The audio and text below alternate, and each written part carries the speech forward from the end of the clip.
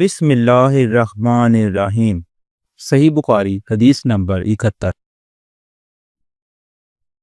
معاویہ رضی اللہ تعالی عنہ سے روایت ہے کہ میں نے رسول اللہ صلی اللہ علیہ وآلہ وسلم کو یہ فرماتے ہوئے سنا کہ جس شخص کے ساتھ اللہ تعالی بھلائی کا ارادہ کرے اسے دین کی سمجھ عنایت فرما دیتا ہے، اور میں تو محض تقسیم کرنے والا ہوں، دینے والا تو اللہ ہی ہے، اور یہ امت ہمیشہ اللہ کے حکم پر قائم رہے گی، اور جو شخص ان کی مخالفت کرے گا انہیں نقصان نہیں پہنچا سکے گا یہاں تک کہ اللہ کا حکم یعنی قیامت آ جائے اور یہ عالم فنا ہو جائے۔ صحیح بخاری حدیث نمبر 72۔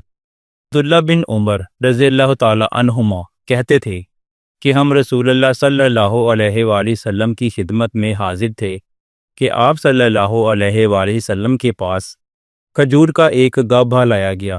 اسے دیکھ کر آپ صلی اللہ علیہ وآلہ وسلم نے فرمایا کہ درختوں میں ایک درخت ایسا ہے کہ اس کی مثال مسلمان کی طرح ہے۔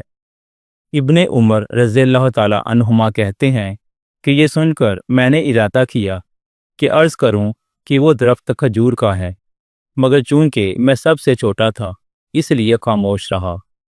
پھر رسول اللہ صلی اللہ علیہ وآلہ وسلم نے خود ہی فرمایا کہ وہ کھجور ہے۔